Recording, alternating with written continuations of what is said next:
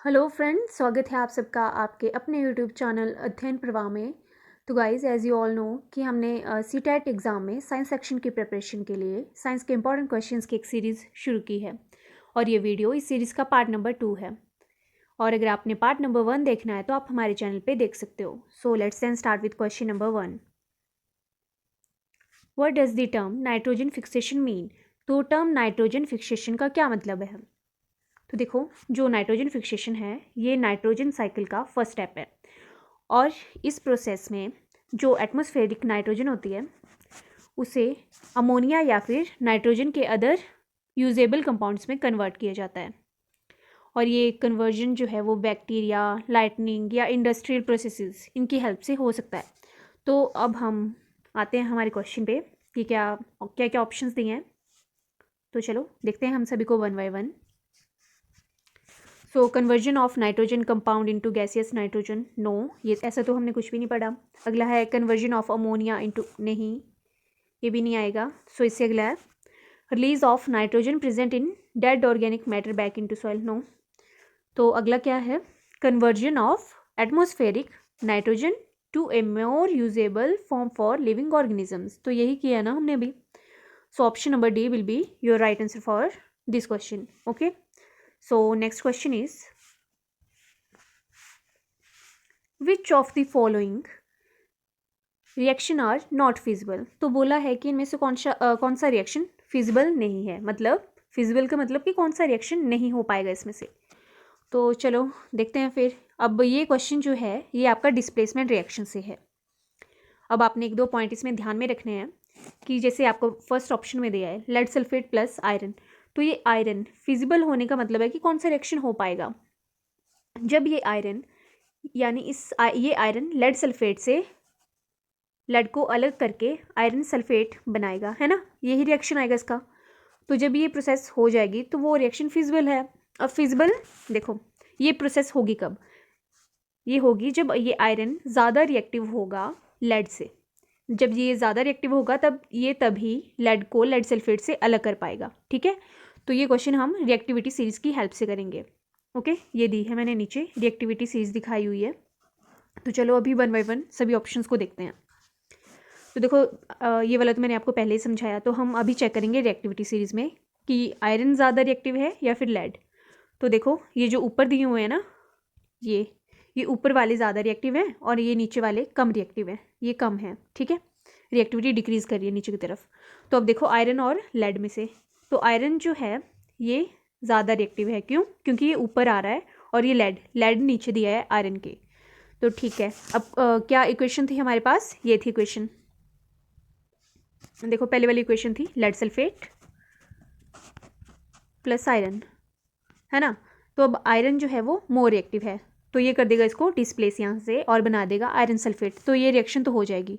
तो पहले वाला तो फिजिबल है, ठीक है। अब अगले वाला क्या है? Aluminium plus copper sulphate. तो ये कब हो पाएगा? जब ये एल्यूमिनियम ज़्यादा रिएक्टिव होगा, यानी ये ऊपर प्रेजेंट होगा। तो चेक करते हैं हम। तो देखो वेट, ये आ गया आपका एल्यूमिनियम, एल्यूमिनियम यहाँ पे है, ये है एल्यूमिनियम और साथ में क्या था? कॉपर।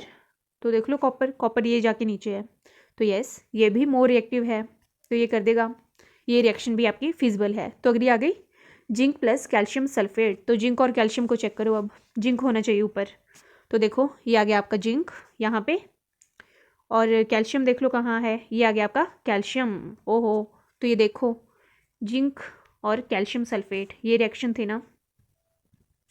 तो अभी चेक कर लो कि ये जिंक जो है ये तो आ रहा है भाई नीचे और कैल्शियम आ रहा है ऊपर, तो ये रिएक्शन तो नहीं होने वाला है। तो आपका आंसर आ जाएगा ऑप्शन नंबर सी, राइट।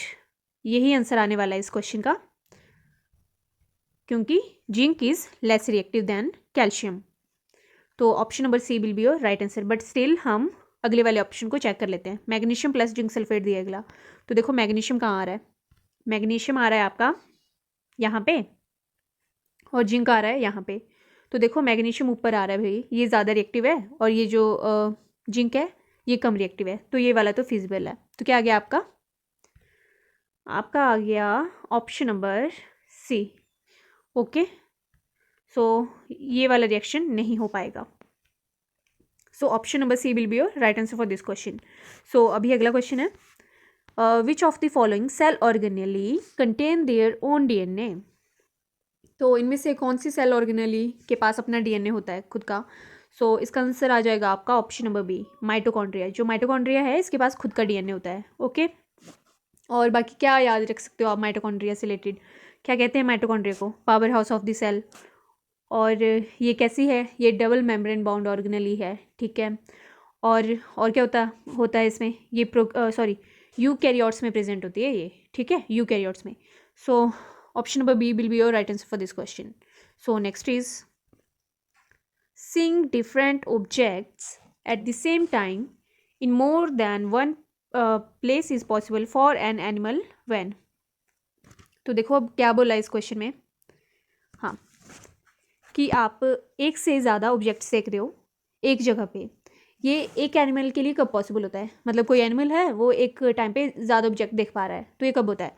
ये होता है जब उसके हेड की दोनों तरफ जो होते हैं वो आइज प्रेजेंट होते हैं, तो वो ज़्यादा साइड जो है वो देख सकता है. ठीक है.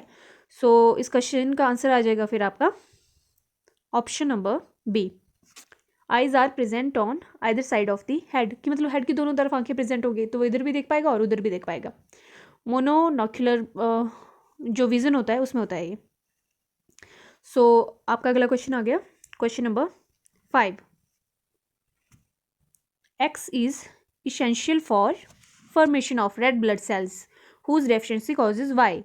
Z is needed for absorption of X. X, Y, Z respectively are. तो देखो अब करते हैं ऐसे. X is essential for formation of red blood cells. तो बोला है कि जो X है वो RBCs की फॉर्मेशन के लिए इंपॉर्टेंट होता है, वो चाहिए हमें RBC बनाने के लिए. तो अब X क्या हो सकता है, क्या आयरन है या फिर कैल्शियम है. देखो ऑप्शन में, तो देखो हमें पता है कि आयरन जो होता है वो आरबीसीज की फॉर्मेशन के लिए हमें चाहिए होता है. इवन जो अराउंड 70% आपका आयरन जो होता है हमारी बॉडी में, ये आरबीसीज में हेमोग्लोबिन की फॉर्म में प्रेजेंट होता है. तो अब देख लो, एक्स तो आ गया आपका आयरन आ गया.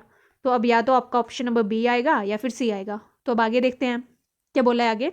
हुज डेफिशिएंसी कॉजेज वाई, कि मतलब एक्स की डेफिशिएंसी से वाई डिजीज़ हो रही है हमें. यानी कि आयरन की डेफिशिएंसी से हमें पता है कि कौन सी डिजीज़ होती है, कौन सी होती है, एनीमिया. तो वाई क्या आ गया, वाई आ गया आपका अनीमिया. अब आगे क्या बोला है, आगे बोला है Z is needed for absorption of x, कि जो जेड है वो हमें एक्स की एब्जॉर्प्शन के लिए चाहिए. तो ये होता है आपका विटामिन सी. विटामिन सी हमें आयरन की एब्जॉर्प्शन के लिए चाहिए होता है. और ये विटामिन सी कहाँ से मिलता है, सिट्रस फ्रूट से मिल गया, डार्क ग्रीन लीफी वेजिटेबल से मिल जाएगा, मेलन से मिलता है, स्ट्रॉबेरी से मिलता है. इन सभी में हाईली विटामिन सी होता है. सो क्या आंसर आ गया फिर इस क्वेश्चन का, ऑप्शन नंबर कौन सा आएगा, option number B. Option number B will be your right answer for this question. So next is yes question number 6. A solution of ammonium chloride will. तो अमोनियम क्लोराइड का एक solution दिया है हमें. तो बोला है कि ये सॉल्यूशन क्या करेगा, ब्लू लिटमस को रेड कर देगा या फिर रेड को ब्लू कर देगा, या कोई भी चेंज नहीं लेके आएगा लिटमस सॉल्यूशन में, या फिर लिटमस को कलरलेस कर देगा. तो देखो हमें एक दो पॉइंट इसमें ध्यान रखने हैं कि जो एसिड्स होते हैं, एसिड्स और ये आगे आपके बेसिस. तो जो एसिड्स होते हैं, एक तो हमें पता है कि वो खट्टे होते हैं, सॉर होते हैं टेस्ट में, और ये क्या करते हैं, ब्लू लिटमस को रेड करते हैं, ब्लू लिटमस को रेड कर देते हैं आपके एसिड. और बेसिस के केस में आप ऐसे याद रख सकते हो, बी बी बी और बी की फॉर्म में, यानी बी से बेसिस. और कैसे होते हैं, ये बिटर होते हैं यानी कड़वे होते हैं. और तीसरे बी से आ जाएगा कि ये जैसे कि आपका ब्लू लिटमस है तो वो ब्लू ही रहेगा, और अगर रेड लिटमस है तो उसे ब्लू कर देंगे. ठीक है. तो अभी आते हैं क्वेश्चन पे. अब हमें ये तो पता चल गया कि एसिड और बेसिस क्या क्या करेंगे लिटमस के सॉल्यूशन को. अब हमें ये पता लगाना है कि जो हमें ये अमोनियम क्लोराइड का सॉल्यूशन दिया है इसका नेचर क्या है, क्या ये एसिडिक है या फिर बेसिक है. हम तभी इस क्वेश्चन को आंसर कर पाएंगे. ओके. तो देखो जो अमोनियम क्लोराइड होता है ये किस से बनता है. तो जो अमोनियम क्लोराइड होता है ये बनता है आपके HCl से और अमोनियम हाइड्रोक्साइड से. अब जो HCl है ये एक स्ट्रॉन्ग एसिड है, और जो अमोनियम हाइड्रोक्साइड है ये वीक बेस है. तो जो इनके कॉम्बिनेशन से जो आपका सॉल्ट बनता है वो स्लाइटली एसिडिक होगा क्योंकि स्ट्रॉन्ग एसिड से बन रहा है. तो अमोनियम क्लोराइड कैसा आ गया आपका, एसिडिक सॉल्ट है। अब हमने अभी पढ़ा कि जो एसिड्स होते हैं वो क्या करते हैं, acids turn blue litmus red, blue litmus को क्या कर देते हैं, red. So question number C का आंसर क्या आ जाएगा फिर आपका, ऑप्शन नंबर ए। क्यों, क्योंकि अमोनियम क्लोराइड का सॉल्ट एसिडिक होता है और वो इसको ब्लू लिटमस को क्या कर देगा, रेड में चेंज कर देगा। Okay, so next question is question number 7।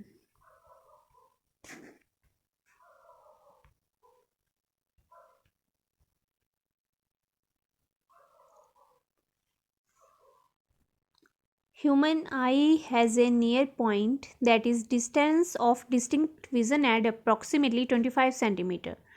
For a normal eye, which of the following statement is true? तो देखो बोला है कि जो ह्यूमन आई, हमारी आई जो होती है उसका डिस्टेंस होता है डिस्टिंक्ट विजन का एट अप्रॉक्सीमेटली 25 सेंटीमीटर। हाँ, ये हमें पता है। फिर आगे क्वेश्चन में क्या पूछा, क्या है आपसे, पूछा है कि फॉर ए नॉर्मल आई, एक नॉर्मल आई के लिए विच of the following statement is true, कौन सी स्टेटमेंट ट्रू है।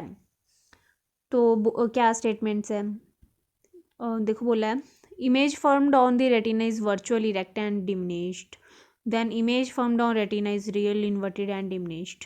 तो देखो जो हमारी आई होती है, ह्यूमन की आई, उसमें कॉन्वेक्स लेंस प्रेजेंट होता है,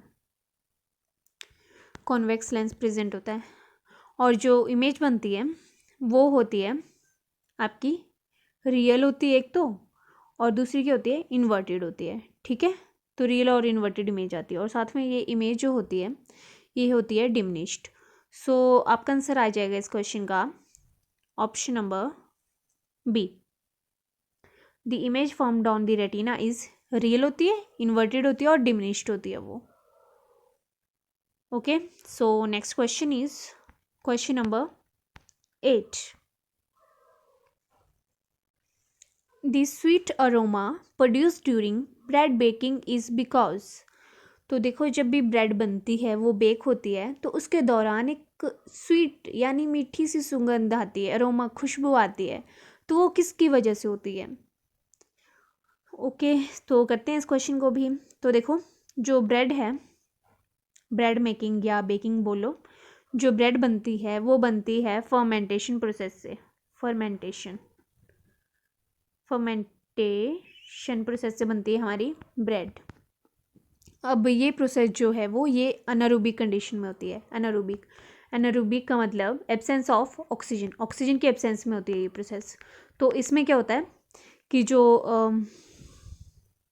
इसमें क्या होता है कि जो हमारी शुगर होती है, शुगर होती है उसे कन्वर्ट करते हैं अल्कोहल में, शुगर को अल्कोहल में कन्वर्ट करते हैं और यीस्ट की हेल्प से, और जो यीस्ट यूज़ होता है इसमें उसका नाम है सैक्रोमाइसिस सर्विसे। ठीक है, तो क्या हो रहा है इसमें, शुगर से बन रहा है आपका अल्कोहल यीस्ट की हेल्प से। तो प्रोसेस का तो हमें पता चल गया। अब चेक करते हैं 1 बाय 1 ऑप्शन की कौन सा आंसर आने वाला है इसमें।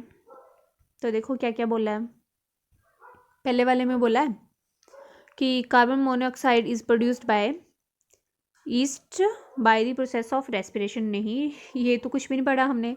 Sugar is converted to alcohol, हाँ शुगर को अल्कोहल में कन्वर्ट कर रहे हैं। आगे बाय ईस्ट, हाँ ईस्ट का यूज़ करके कर रहे हैं, और by the process of fermentation. So yes, this is your correct answer for this question, option number B आ गया। तो बाकी क्यों ही पढ़ने जब हमें हमारा आंसर मिल चुका है। So option number B will be your right answer. तो देख लेते हैं, चलो बाकी भी क्या बोला है। Alcohol is produced by yeast by the process of respiration. नहीं भाई, ऐसा तो कुछ भी नहीं किया हमने। अगला क्या है, carbon monoxide is converted to sugar. Carbon monoxide, no no no. So आपका आंसर क्या आ गया, ऑप्शन नंबर बी। सो अगला क्वेश्चन है question number 9। Which of the following food item can not be stored in an aluminium jar. तो इनमें से कौन सी फूड आइटम को हम एल्युमिनियम जार में स्टोर करके नहीं रख सकते। तो देखो जो जनरली एल्युमिनियम जार होता है, हम इसे फूड आइटम को स्टोर करने के लिए रेकमेंड नहीं करते हैं। होता क्या है कि जो एल्युमिनियम मेटल होता है एल्युमिनियम, ये मेटल जो होता है ये एसिड्स के साथ रिएक्ट करके हाइड्रोजन गैस बनाता है। ये हाइड्रोजन गैस बना देते हैं एसिड्स के साथ रिएक्ट करके। अब देखो जो आपका इन ऑप्शंस में से जो आंवला पिक्कल है, ऑप्शन नंबर सी, आंवला पिक्कल मतलब आंवले का अचार। तो आंवला का अचार है तो उसमें किस चीज़ से बना होता है अचार? एक तो आप विनेगर ऐड करते हो, साथ में क्या डलता है उसमें, सॉल्ट डलता है और विनेगर डलता है। तो जो आंवला का अचार होता है ये होता है आपका विनेगर की वजह से ये एसिडिक होगा, है ना, और आंवला भी तो ये आंवला का अचार होता है आपका एसिडिक होता है आंवला का अचार। अब जब ये एसिड इस एल्युमिनियम मेटल के साथ रिएक्ट करता है तो क्या होता है, हाइड्रोजन गैस प्रोड्यूस होती है, और वो इसकी वजह से जो अचार होता है ना, इसका टेस्ट चेंज हो जाता है और ये कंज्यूम करने के लिए सही नहीं होता है। तो इसीलिए जो बोलते हैं कि जो आंवला का अचार होता है उसे एल्युमिनियम के जार में स्टोर नहीं करना चाहिए, बल्कि इसे आपको ग्लास के जार में स्टोर करना चाहिए। Okay, so option number C will be your right answer for this question. So next question is question number 10। Identify which of the following are chemical changes. तो हमें बताना है कि इनमें से कौन से केमिकल चेंजेस हैं। तो देखो दो तरह के चेंजेस होते हैं, एक होते हैं केमिकल चेंजेस और दूसरे होते हैं आपके फिजिकल चेंजेस। तो जो केमिकल चेंजेस होते हैं वो इन्वॉल्व करते हैं सब्सटेंस के कंपोजिशन में चेंज, कि मतलब उनमें नए सब्सटेंस बनते हैं और इनमें हम उन्हें रिवर्स करके दोबारा पुराने वाले सब्सटेंस नहीं बना सकते। जबकि जो फिजिकल चेंज होते हैं ना, इसमें सब्सटेंस दूसरा चेंज आता है आपका फिजिकल चेंज। तो ये जो फिजिकल चेंजेस होते हैं इनमें सब्सटेंस की कंपोजिशन चेंज नहीं होती, और अगर हम इन्हें हम रिवर्स कर सकते हैं। ठीक है, तो अभी चेक करते हैं कि कौन सा केमिकल चेंज है और कौन सा नहीं। तो देखो आपको फर्स्ट ऑप्शन दिया है टार्निशिंग ऑफ सिल्वर कप, यहाँ पे आ रहा है टार्निशिंग है ये, टार्निशिंग ऑफ सिल्वर कप। इसका मतलब है कि जैसे वो आपका सिल्वर का कप होता है ना, तो धीरे धीरे उसका कलर जो लस्ट्रस कलर होता है वो डल पड़ने लगता है। तो देखो टार्निशिंग ऑफ सिल्वर कप में क्या होता है कि जो आपका सिल्वर होता है वो एटमॉस्फेयर में जो सल्फ़र प्रेजेंट होती है उसके साथ रिएक्ट करके सिल्वर सल्फाइड बना देता है। तो अब सिल्वर सल्फाइड ये तो नया कंपाउंड बन रहा है। तो ये कैसा चेंज आ गया, ये आ गया आपका केमिकल चेंज, राइट। अब अगला देखते हैं, बी ऑप्शन में क्या बोला, सब्लिमेशन ऑफ नैप्थलीन बॉल की सब्लिमेशन। तो सब्लिमेशन क्या है, सब्लिमेशन प्रोसेस है जिसमें क्या होता है, सॉलिड से डायरेक्टली क्या बनता है, गैस, डायरेक्टली गैस बनता है, लिक्विड नहीं बनता है इसमें। तो देखो इसमें अब नैप्थलीन बॉल की कंपोजिशन जो होती है सॉलिड में भी वही थी और गैस में भी वही रहती है। तो ये वाला चेंज आता है आपका फिजिकल चेंज, ये है फिजिकल चेंज। ठीक है, अगले वाला आ गया आपका, देखो ऑप्शन नंबर सी में क्या बोला है, इलेक्ट्रोलिसिस ऑफ वाटर। अब इलेक्ट्रोलिसिस ऑफ वाटर में क्या होता है कि आपका वाटर टूटता है और हाइड्रोजन एंड ऑक्सीजन बनाता है, हाइड्रोजन एंड ऑक्सीजन। अब अगर आप बोलो कि आप इस हाइड्रोजन और ऑक्सीजन को कंबाइन करके सेम कंडीशन पे दोबारा से वाटर बना दोगे तो ऐसा नहीं होता है, ये नहीं हो पाता है। ये आता है आपका, इसलिए ये आता है आपका केमिकल चेंज।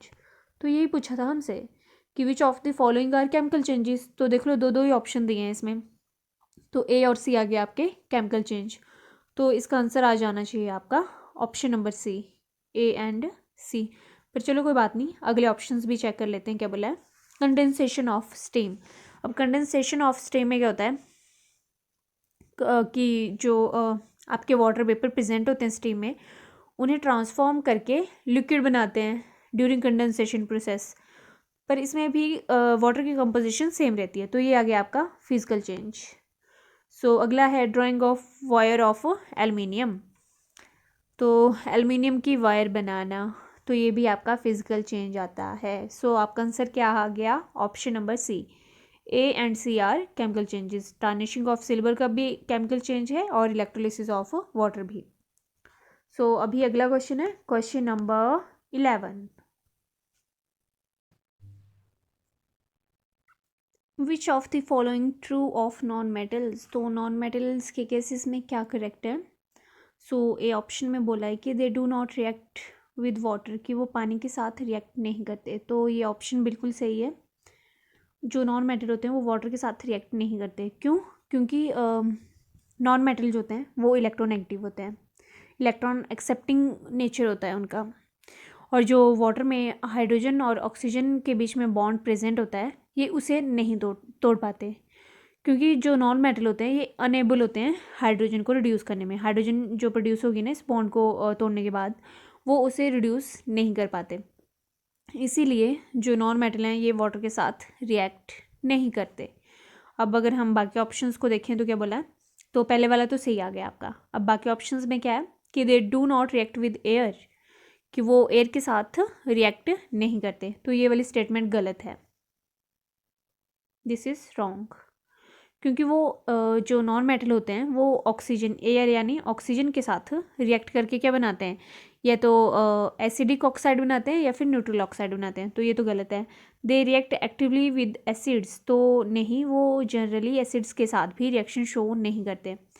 क्योंकि जो एसिड होते हैं ना वो H पॉजिटिव आयन देते हैं, और जो नॉन मेटल हैं हमें पता है कि वो इलेक्ट्रोनेगेटिव होते हैं नेचर में, तो वो इलेक्ट्रॉन तो डोनेट नहीं कर पाएंगे। इसी वजह से वो एसिड्स के साथ भी रिएक्ट नहीं करते जनरली। सो नेक्स्ट ऑप्शन में क्या बोला है, they make a ringing sound when struck. नहीं, तो ये भी गलत है, क्योंकि ये रिंगिंग साउंड जो है ये मेटल्स की आती है, ना कि नॉन मेटल्स की। तो हमारा ऑप्शन क्या आ गया इस क्वेश्चन का, option number A will be your right answer for this question. So next is question number 12। हाँ, तो क्या बोला है, adult silk moth has a very short life span during which they, कि जो अडल्ट सिल्क मोथ होता है उसका लाइफ स्पैन वो जो होता है वो बहुत छोटा होता है, और उसके दौरान वो क्या करते हैं। तो देखो जो ये सिल्क मोथ होता है, तो जो इसका कैटरपिलर फॉर्म है वो मलबरी के लीव्स पे फीड करती है, यानी शहतूत की पत्तियां खाती है वो कैटरपिलर, ठीक है। पर जो एडल्ट होता है, एडल्ट जो होता है इसमें कोई भी फंक्शनल माउथ पार्ट प्रेजेंट नहीं होता है, और इसकी वजह से ये मतलब जैसे ही आपका एडल्ट जो होता है वो कोकून से निकलता है, कोकून से एमर्ज होता है ना, वो उसके एमर्ज होने के बाद मतलब 1-2 हफ्ते में ही वो मर जाता है। क्यों? क्योंकि उसमें कोई भी फंक्शनल माउथ पार्ट नहीं होता है, और इसकी वजह से वो ना ही कुछ खा पाता है और ना ही कुछ पी पाता है, इसीलिए वो 1-2 हफ्ते तक ही जीता है। So they lack functional mouth parts, so they have a very short life span. So इसका आंसर देख लो फिर क्या आएगा। इसका आंसर आ जाएगा आपका क्वेश्चन नंबर 12 का option number D, they do not feed as they do not have a functional mouth parts. Okay, so D आ जाएगा। सो नेक्स्ट क्वेश्चन इज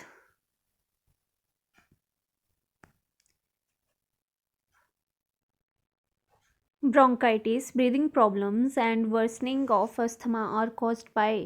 तो बोला है कि जो ब्रोंकाइटिस होती है, ब्रीदिंग प्रॉब्लम होती है हमें, या फिर अस्थमा की कंडीशन और सीरियस होना और ख़राब हो जाना, ये किसकी वजह से होती है।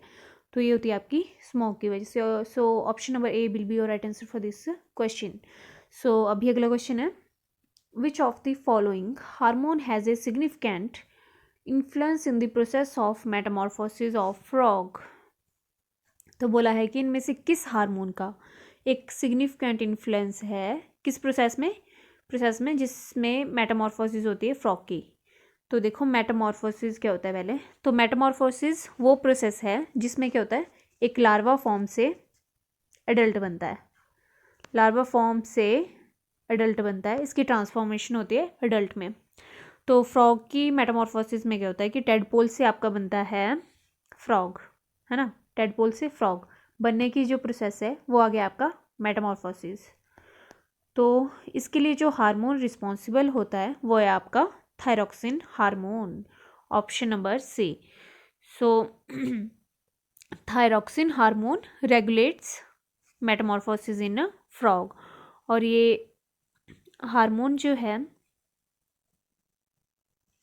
हाँ, so option number C will be your right answer for this question. Okay, thyroxine hormone. So that's all for today. आज के लिए बस इतना ही। मिलते हैं नए क्वेश्चंस के साथ नई वीडियो में। Till then stay connected, stay happy and don't forget to subscribe channel. Bye bye, take care.